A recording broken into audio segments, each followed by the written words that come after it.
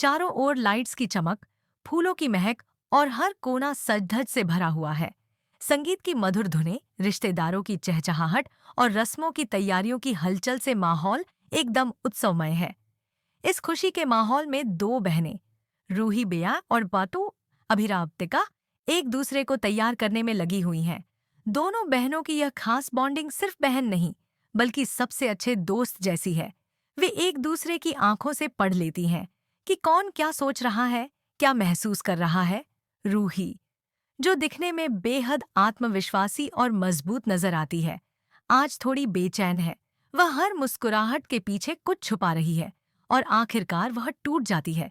वह अभीरा से कहती है, अभीरा, अरमान अब सहने लायक नहीं रहा। वो मेरी हर बात में दखल देता है। मैं सांस लेना चाहती हूँ, खुद के लिए जीना चाहती हूँ, कुछ दिन बिना के घर जाकर रहना चाहती हूँ। सिर्फ खुद के लिए।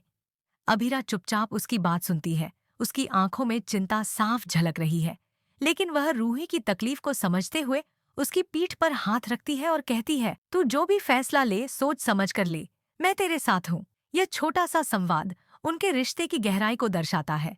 रस्मों की शुरुआत होती है। सबसे पहले हल्दी की रस्म होती है, फिर मेहंदी और फिर चूड़ा पहनाने का सीन आता है। हर रस्म में अभीरा को रूही अपने पास बैठा लेती है, उसे भी शामिल करती है ताकि उसका मन बहल सके और वह अकेलापन महसूस न करे। रूही की कोशिश होती है कि वह अपनी बहन को इस खुशी के माहौल में शामिल रखे, चाहे उसकी खुद की दुनिया कितनी ही बिखरी हुई क्यों न हो। लेकिन जैसे जैसे रस्में चलती हैं, रिश्तेदारों की निगाहें और बातें अभीरा की ओर घूमने लगती हैं।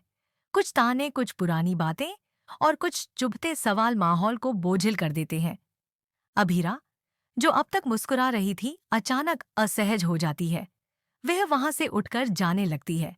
तभी रूही झूठ-मूठ की कमजोरी का नाटक करती है। उसकी कलाई पकड़कर कहती है, कृपया अभी मत जाओ, मुझे तेरी जरूरत है। और अभीरा वापस बैठ जाती है, यह सोचकर कि कम से कम अपनी बहन के लिए वह इतना तो कर ही सकती है। फिर माहौल को हल्का करने के लिए डांस सेगमेंट शुरू होता है।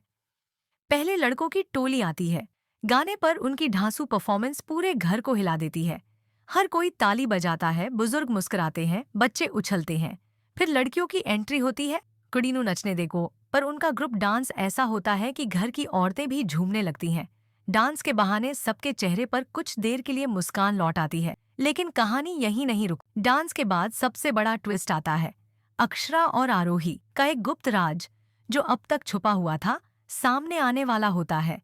यह वही रहस्य है जो सालों से छुपा रहा, लेकिन अब जब वो सामने आता है तो पूरे घर की हवा बदल जाती है। यह राज इतना बड़ा है कि इससे कुछ रिश्ते टूट सकते हैं, कुछ विश्वास बिखर सकते हैं और कुछ किरदारों की सच्चाई सबके सामने उजागर हो सकती है। इसी दौरान अभीरा को डॉक्टर का फोन आता है। वह घबरा जाती है, उसका चेहरा पीला पड़ जाता है।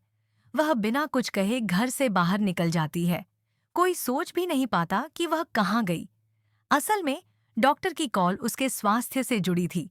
शायद कोई पुरानी बीमारी दोबारा सिर उठा रही है या कोई गंभीर रिपोर्ट आई है जिसे वह सबसे छुपाना चाहती है। घर के अंदर मिठाई खिलाने की रस्म शुरू होती है। सब लोग मिठाई लेने के लिए आगे बढ़ते हैं। तभी अरमान, जो अब तक चुपचाप था, अचानक सामने आता है और दादी शाह को मिठाई खिलाने से रोक देता है। दादी हैरान होती हैं, सब रिश्तेदार चौंक जाते हैं। अरमान गुस्से में कहता है, नहीं दादी, ये रस्म अब नहीं हो सकती। कुछ बातें हैं जो पहले साफ होनी चाहिए। दादी गुस्से में पूछती हैं, अहम, कौन सी बातें अरमान? शादी के बीच में तू ये सब क्यों कर रहा है? अरमान कुछ नहीं कहता, बस गहरी सांस लेकर वहां से चला जाता है। पूरा माहौल एक बार फिर बोझिल हो जाता है। सबको लगने लगता है कि कोई बहुत बड़ी बात है जो अब तक सबके सामने नहीं आई, लेकिन अब धीरे धीरे उसका असर दिखने लगा है। इस बीच कई साइड कैरेक्टर्स अपनी अपनी चालें चल रहे हैं। कुछ लोग चाहते हैं कि ये शादी रुक जाए, कुछ चाहते हैं कि सच सामने ना आए, और कुछ लोग सिर्फ तमाशा देख रहे हैं। एक पात्र, शायद कोई पुरानी नौकरानी या दूर का रिश्तेदार, एक पुराना खत लेकर आता है जो अक्षरा के कमरे में किसी अलमारी में छुपा हुआ था। उस खत में कुछ ऐसी बातें लिखी होती हैं जो सीधे सीधे उस रात से जुड़ी होती हैं जिसे अक्षरा और आरोही छुपा रही थीं। एपिसोड का अंतिम दृश्य। रात हो चुकी है, हर कोई अपने कमरे में है, लेकिन रूही अकेले बालकनी में खड़ी है, हवा में कुछ बेचैनी है। तभी उसके पास एक मैसेज आता है, कल सब कुछ सामने आ जाएगा, तैयार रहना। यह मैसेज न किसी का नाम दिखाता है न पहचान, बस एक डर छोड़ जाता है। रूही की आंखों में आंसू आ जाते हैं। वो जानती है कि उसका रिश्ता अब एक और तूफान के मुहाने पर खड़ा है। अगले दिन का प्रोमो। घर के बीचों बीच सभी लोग खड़े हैं। अक्षरा और आरोही एक दूसरे की तरफ देख रही हैं। तभी किसी की आवाज आती है, स्टाखा, सच बताओ,